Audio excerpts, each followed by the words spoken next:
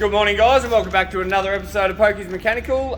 Doing some injectors in my mate's ute here. We've got a Ford Courier, and I just thought I'd do a little bit of a how-to. This is something that a lot of people would have at home that they would own themselves. And yeah, why not get a little bit of help with understanding how an injector needs to be removed and installed. So let's get into it. I'll show you basically first hand of how I do it, step by step, and also the little precautions and things that you need to look out for when you're doing it. Let's get into it. First of all, obviously you need to have your replacement injectors and need to check that they sort of look the same before going and pulling it apart. So let's get one out and compare it to what's in the car. So it's a little bit hard to tell without getting it completely out, but what we can note is the size of the nuts that are on here, they look similar. It is a little bit of a concern, the size of that to what is on here, but it may, oh no, down in there, that looks about right. Then we've got the threaded area for the return and that's up here. No, I reckon that's going to be the right one. We'll get them out and have a look and then swap them over. It should be right. These have come from our friends at High Tech Diesel in South Australia. Reasonably priced, really good products. I've never had a fail with their products coming over. So let's get in, get these injection lines off first, and I'll probably have to take that bracket off to get that back one, but shouldn't be too hard at all. All right, so I'm taking the first injector off, basically just cracking that line up there, the one down on the bottom of the pump down here, and we can pull that up and out of the way. Here is just cracking the injector line. A lot of people, they'll lean on these. I find the easiest way is to give it an actual sharp hit with your hand, and that basically just shocks it apart.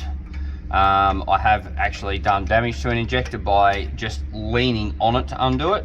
I find that sharp cracking seems to get the injection line undone easier. So once you get that undone, then you've got the bottom one to do as well. Sometimes you can't do it down there, but yeah, if you can, always try and hit it with just a sharp action like that. That's it. Another little handy tool that I have in my toolbox is short spanners. Sorry, I've just not shown you there. I'll get this out in a sec once I get this thread loose enough for finger tight, but these come in real handy when you're doing a lot of tight work. So that's a very short, small 17mm spanner. These ones are a Teng tool brand, really good, haven't failed me. I've also had KC as a brand in short spanners as well. But yeah, snubbly spanners, a must in every mechanic's toolbox, and if you are doing a lot of work at home, recommend to get them. Now we've got all the injection lines off out of the way, we can now get the return line off the injectors. This is the return, it goes down under here. It's got a hose going back to the actual diesel pump. And then, yeah, basically that is the fuel line that returns the fuel that the injectors don't use up. That's got to come off with these nuts coming undone here and disconnected off the hose that goes onto that pump. All right, so that's the return line out. It took a little bit of wrestling. I needed two hands to get this out. I didn't think to get me mate to film while I was doing it, but yeah, that is out. It was a little bit tight because of this bit of pipe coming underneath the intake manifold in the gap there. But yeah, a little bit of perseverance and swearing got it out. One thing I recommend before actually removing the injectors is actually get your air blower and blow out any of the debris or dirt that's around where the injector is going to come out. That way, you're not going to get anything down inside the engine in the head when you're swapping the injector over.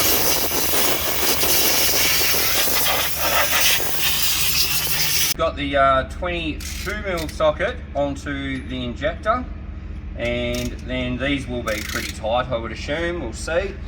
Oh no, not too bad.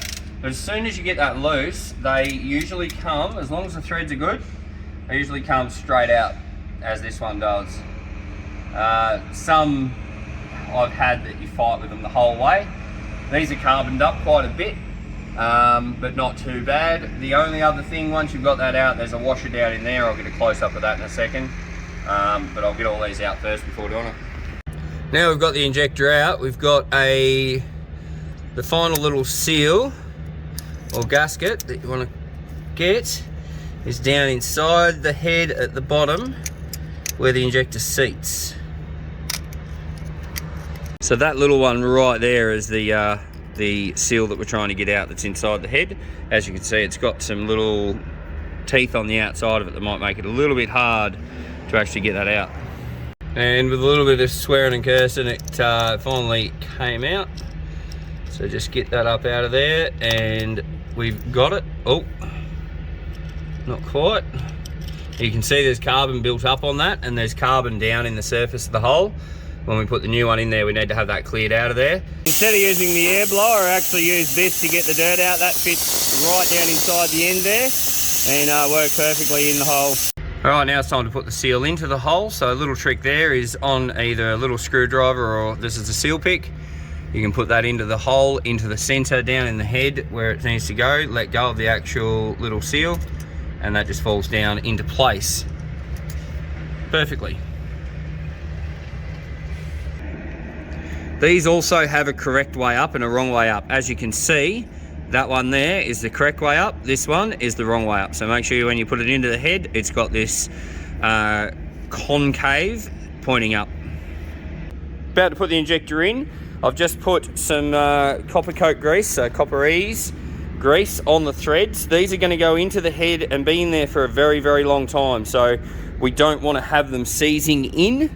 And the amount of heat cycles and stuff this is going to go through, that little bit of thread, little bit of copper coat on the thread won't do it any harm. To make sure if this gets a bit of moisture in there, it's not going to rust in and be stuck forever. So that's one in, and it's the exact same procedure for all the rest. So I've started pulling them out. I'll get them done, and then we'll get it back together.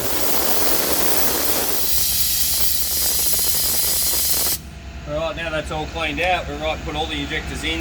It's basically, you just don't want any carbon or any grit in there that's going to break that seal or upset that sealing surface that the injectors are going to hold against, because they've got to hold against a lot of compression and a lot of pressure. So you've got to make sure you've got no grit in there at all before you put these in. So that's an easy little quick way to do it. You could use just a vacuum cleaner with a small extension on the end if you could bring it down to that small. But the brake fluid sucker there works a treat just to get that little bit of dust out of it. Alrighty, now we've got all 4 injectors in and all the seals in correctly. It's time to start torquing these down. So I've got the torque wrench set. This is between 58 and 69. So I've just set it to 65 Newton meters. We'll get that in there and torque them all in. So this is just to seat them onto the crush washers correctly. We just come around and click, and that one's done. Do that across all of them and we're sorted.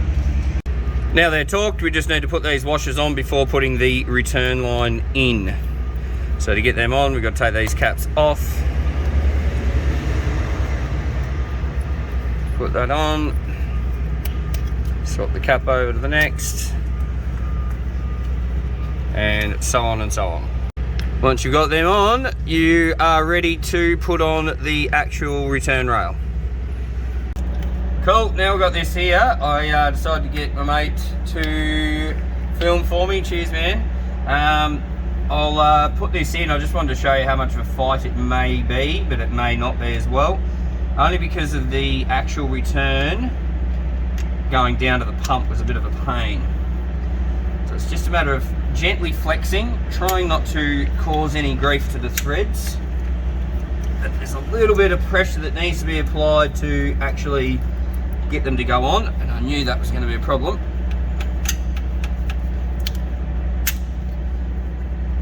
On this one, right, there we go. It's just a matter of working out where it's tight and getting them to eventually get on there like that. Cool, that's done. And now it's time for the nuts. Just keep filming for a second.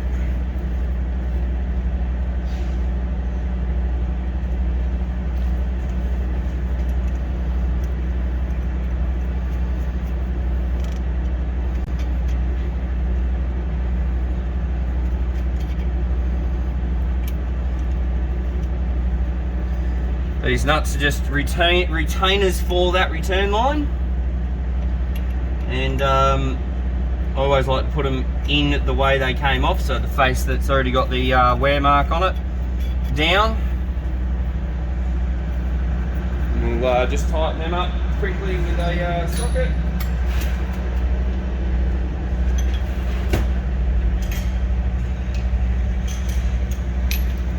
There probably is a torque setting for these, but I don't usually use a torque wrench for these, so I won't change today how I normally do it. I'll just do it, and it's just by feel, and they only need to be nipped up firm. They don't need to be super, super tight.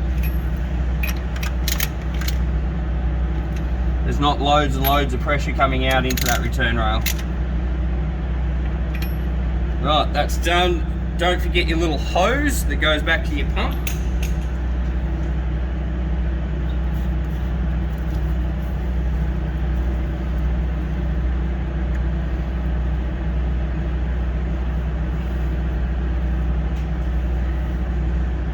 Make sure you pull a funny face when you're trying to get it on, because it won't work if you don't.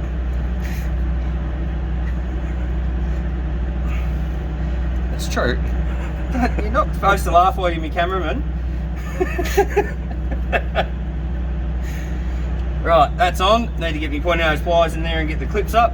And yeah, next shot will be putting the injection lines in. The last injection line is going in now.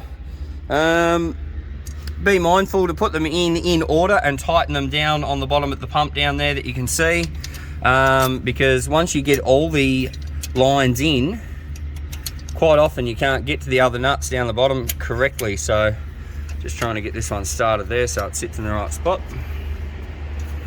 Now I can pivot that around into the right area there, lift it up and get that nut on.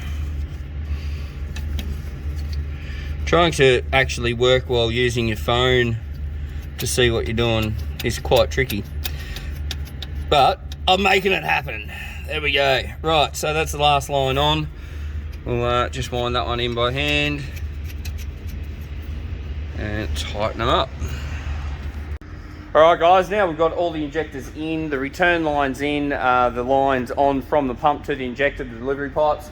It's time to bleed up the injectors. So at the moment there's no pressure in the lines. The diesel pump lines have been empty because I took them off, so they'll have some fuel but mostly air. So what we're going to do is crank the key. All these nuts are just finger tight here. They're not, oh that one's not, making a liar of myself.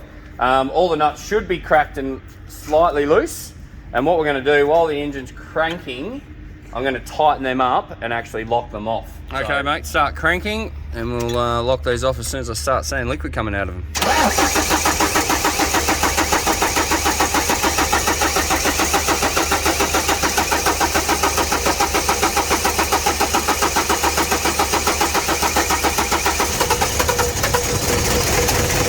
Yep, stop cranking. Stop cranking. Give it another go. Yep, let it run. Let it run. Yep.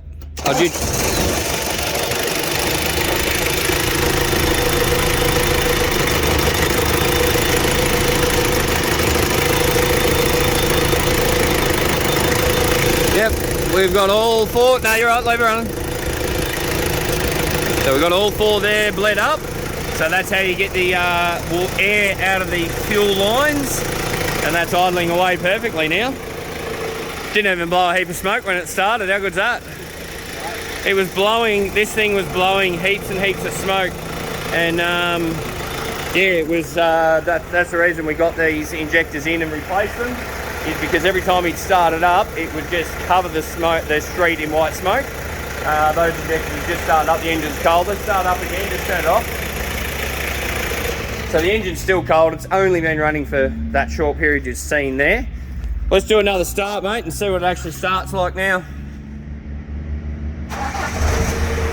Yeah, not a single bit of smoke coming out of that at all now. That's great. Fantastic. All right, so new injectors in the Ford Courier, guys. If you're getting smoke on cold start, or a little bit of constant smoke from the diesel when you're driving, this is a really easy fix, cost effective, and it will save you fuel as well, because your injectors are obviously releasing too much diesel. So it's going to trim up your actual fuel and your fuel usage and keep your car going a lot better for a lot longer. Alright, thanks for watching the tutorial, guys. Pokey's Mechanical is out. Catch you later. Make sure you hit the subscribe button and stay tuned for future tutorials and also product reviews. Thanks a lot. And out she goes, all done and sorted. Catch you later, man. Thank you very much. Let's see if she smokes on the way out the drive. Nothing. Awesome. That's perfect. God, I am stoked with the results of that. That is really, really good.